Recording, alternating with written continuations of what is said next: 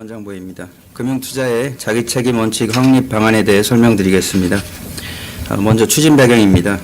저금리 기조의 지속으로 고위험 금융상품으로의 쏠림 현상이 심화되고 금융회사 간 영업 경쟁이 치열해지면서 불안전 판매에 대한 우려가 증가되고 있습니다. 다음 페이지입니다. 투자자는 금융상품에 대한 충분한 지식과 이해 없이 투자하였다가 원금 손실을 입는 피해가 반복되기도 합니다. 금융감독당국은 불안전 판매 예방을 위해 여러 가지 노력을 하고 있으나 근본적 해소에는 한계가 있는 것도 사실입니다. 이러한 현실적 한계 극복을 위해서는 금융상품의 공급자인 금융회사가 고객 이익 우선 원칙과 판매 준칙을 준수하여야 할 뿐만 아니라 수요자인 투자자도 자기 책임 원칙 아래 균형된 시각을 갖춘 투자 결정을 함으로써 보다 성숙되고 선진화된 금융투자 문화를 정착시킬 필요가 있습니다. 금융감독원은 제2차 국민체감 20대 금융관행 개혁의 일환으로 금융회사의 완전 판매를 위한 판매관행 개선과 투자자의 자기책임 원칙 구현을 위해 실천 가능한 과제부터 하나씩 추진해 나갈 계획입니다. 다음 페이지 개선 방안에 대해 말씀드리겠습니다. 금융투자의 자기책임 원칙 확립을 위해 교육, 제도 개선, 감시 활동 3개 분야에 걸쳐 8개 세부 과제를 선정하여 추진해 나가겠습니다. 각 추진 과제에 대해서 간략히 설명드리겠습니다. 4페이지 첫 번째 과제, 금융투자 상품 제대로 알고 투자하기입니다. 금융투자 상품 투자 권유 시에 적합성 원칙, 설명 의무 등 여러 가지 절차가 있으나 투자자가 해당 상품의 개념 및 위험 요인 등을 구체적으로 알고 투자하는지 여부를 정확히 판단하기 곤란한 경우가 종종 있습니다. 개선 방안입니다. 금융투자 상품 투자 전에 투자자가 상품 특성을 파악할 수 있도록 금융투자 상품 이해 자가진단표를 제공하고 테스트 후에 투자가 가능하도록 투자 절차 개선을 추진하겠습니다. 해외 사례 등을 참고해서 우선 고위험 상품부터 적용하고 단계적으로 확대해 나가겠습니다. 다음 두 번째 과제, 자기 책임 원칙에 대한 홍보 및 금융교육 강화입니다. 여러 대형 사건들을 통해 투자자 피해 사례가 반복되고 있음에도 투자 위험성에 대한 투자자의 이해도는 여전히 낮은 것으로 나타나고 있습니다. 개선 방안입니다. 성인 대상 금융교육 시에 그리고 금융투자 상품 홍보 시에 금융투자의 자기 책임 원칙을 지속적으로 강조하겠습니다. 금융투자자 교육 유관기관과 긴밀한 협조 체계를 구축하여 추진해 나가겠습니다. 금융교육 교재에 자기책임 원칙 관련 내용을 개발하는 등 금융교육을 강화하도록 하겠습니다. 다음 세 번째 과제, 원금 손실 분쟁 조정 피해 사례 적극 전파입니다. 실적 배당 상품에서 원금 손실이 발생한 건에 대한 분쟁 조정 신청은 매년 200건 내외로 꾸준하게 제기되고 있습니다. 투자 위험에 대해 충분한 설명을 하였는지 여부와 원금 보장성, 약정 여부 등에 대하여 금융회사와 투자자가 서로 상반되게 주장하는 경우입니다. 개선 방안입니다. 금감원은 공정한 분쟁 조정 업무를 지속적으로 수행하면서 실적 배당 상품 분쟁 조정위원회 상정 안건에 대한 사례 전파를 통해 투자자 주의를 환기시키겠습니다.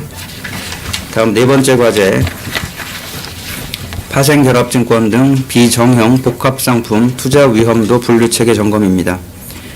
파생결합증권 등의 투자 위험도 분류는 각 회사별 투자권유 준칙에서 자체적으로 정하고 있는데 실제 위험을 적절히 반영하는지 살펴볼 필요가 있습니다. 개선 방안입니다. 각 금융회사별로 파생결합증권의 투자 위험도 분류체계 및 운영의 적정성을 점검하고 해외 사례 등을 참고하여 개선 방안을 마련하겠습니다. 파생결합증권을 대상으로 우선 도입하고 여타 비정형 복합구조 상품으로 단계적으로 확대해 나가겠습니다.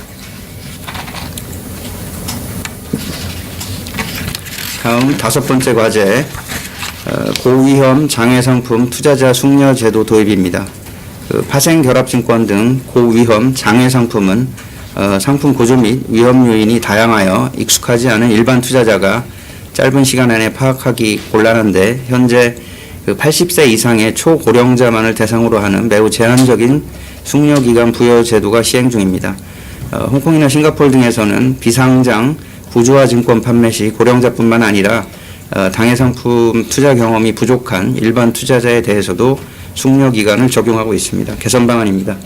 해외 사례 등을 참고하여 파생결합증권에 대한 투자자 숙려 제도를 그 제도의 도입을 검토하겠습니다. 우선 파생결합증권을 대상으로 도입을 하고 여타 장외 구조화 상품으로 단계적 확대하겠습니다. 다음 6번째 과제, 증권시장 불공정거래 경보제도 도입입니다.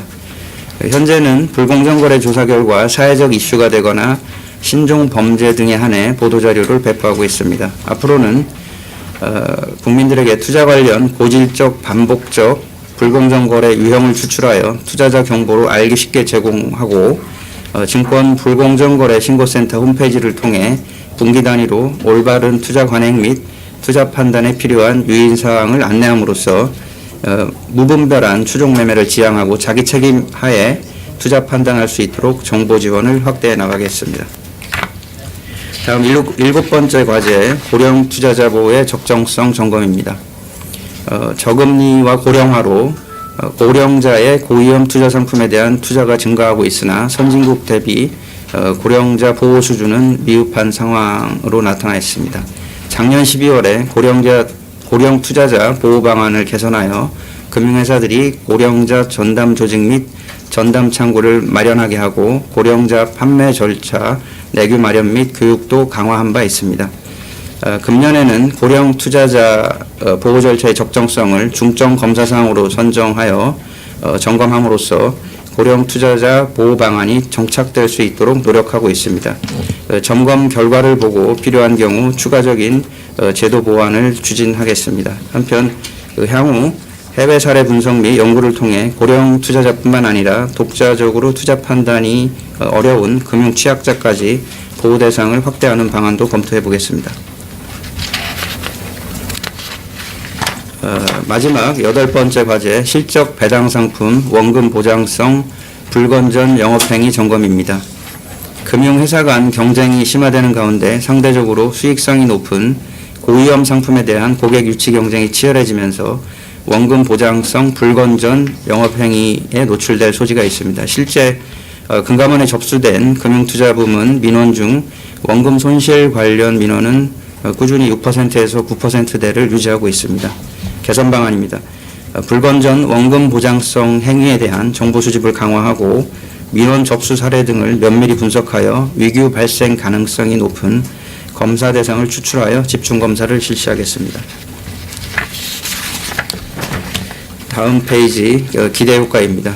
지금까지 설명드린 과제들을 차근차근 추진해 나감으로써 투자자 우선 원칙 정착을 통한 완전 판매 문화가 조성되고 투자자 역량 및 자기 책임 의식이 제고되며 사전적 투자자 보호 기능이 강화될 것으로 기대합니다.